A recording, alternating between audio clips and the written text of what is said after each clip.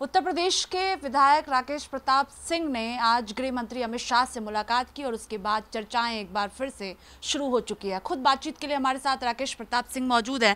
राकेश जी, गृह मंत्री अमित शाह से मुलाकात आपने की है, सबसे पहला सवाल, किन मुद्दों को लेकर बातचीत हुई है? नहीं, बड़े नेताओं से, माननीय प्रधानमंत्री से, माननीय मुख्यमंत्री गणों से, या देश के सेंट्रल के मिनिस्टर या प्रदेश के मिनिस्टर से जब भी कोई विधायक या सांसद मिलता है तो सबसे पहले अपने क्षेत्र की बात करता है, क्षेत्र में विकास की बात करता है, क्षेत्र में अमन चैन की बात करता है। तो एक तो ये कोई राजनीतिक मुलाकात नहीं थी, ये व्यक्तिगत मुलाकात थी। और होली अभी चंद दिन पहले बीती थी, तो होली की बधाई भी उनको देनी थी, तो होली की बधाई भी दी गई, उनसे आशीर्वाद भी लिया गया। और सामान्य सी मुलाकात थी, एक कटफी की मुलाकात थी हमारी उनकी। क्या जल्द एंट्री भारतीय जनता पार्टी में होने जा रही है राकेश प्रताप सिंह की? इसके अलावा दो और विधायक भी आपके साथ गए हुए थे। नहीं, सब हमारे दो साथी विधायक थे, विनोद चतुर्वेदी जी, अभय सिंह जी, और हम सब लोग अमित शाह जी से मिले हैं और पहले भी मिले हैं, पहली बार नहीं मिले हैं कि इतना इसका इंटी और न गैर इंटी की चर्चा इस पर की जाए।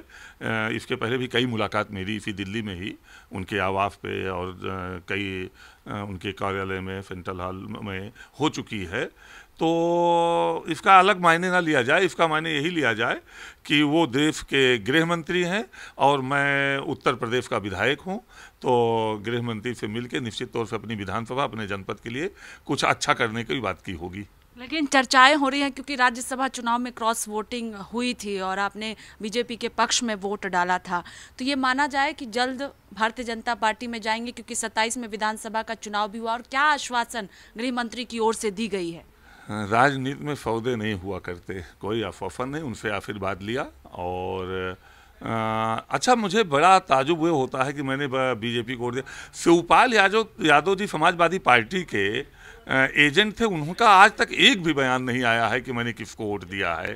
तो कहीं ना कहीं शिवपाल यादव जी और अखिलेश यादव जी के बयानों में भिन्नता दिखती है कि जो एजेंट है, जिसने वोट देखा है, वो कोई बयान नहीं देता है और लोग कहते हैं कि इनको वोट दिया, उनको दिया।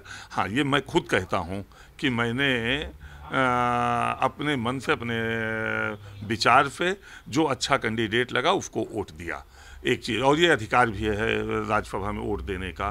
तो राज्यसभा के वोट से और राजनीति को ना जोड़ा जाए।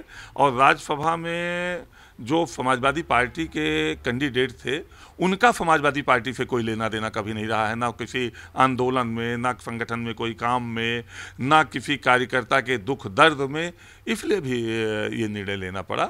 हम तो हमेशा ये कहते हैं कि कार्यकर्ता बूथ पे लाठी खाता है, कार्यकर्ता सड़कों पे आंदोलन करता है, कार्यकर्ता जेल जाता है, कार्यकर्ता अपने जीवन को न्यौछावर करता है, कार्यकर्ता अपने परिवार के भविष्य को दांव पे लगाता है, तब जाके वो नेता होता है। और कार्यकर्ता को ना आगे बढ़ा के किसी को बम्बई फैला के, किसी को दिल्ली से ले जाके राज्यसभा का कैंडिडेट बना दिया जाए और कार्यकर्ताओं के भावनाओं पे कुठाराघात किया जाए, तो ये कहाँ तक उचित है? तो पार्टी फोरम पे पार्टी की बात रखी जाती रही है।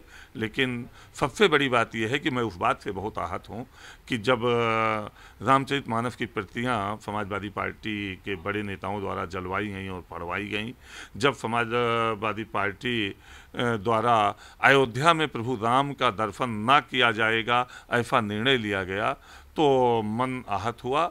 और राम और राष्ट्र दोनों को नहीं छोड़ा जा सकता।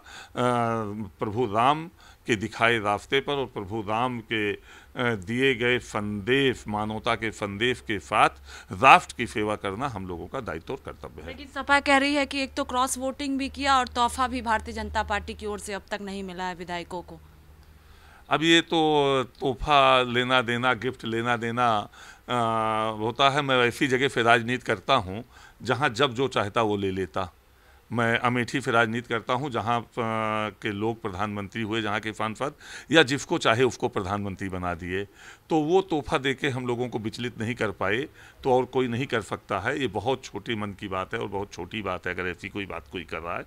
मैं केवल सिर्फ इतना कह सकता हूँ कि जहाँ राम के संदेश का सम्मान नहीं होगा और जहां राष्ट्र के विकास पे बात नहीं होगी, केवल जाति और धर्म के आधार पर केवल देश को कमज़ोर करने का, सनातनियों की भावनाओं को ठेस पहुंचाने का काम किया जाएगा, वहां वो मेरे लिए काम कर पाना संभव नहीं हो पाता। आखिरी सवाल है कि ये भी खबर आई कि सुरक्षा को लेकर भी आपने बातचीत गृह मंत्री अमित शाह के साथ रखी है अपनी बात में।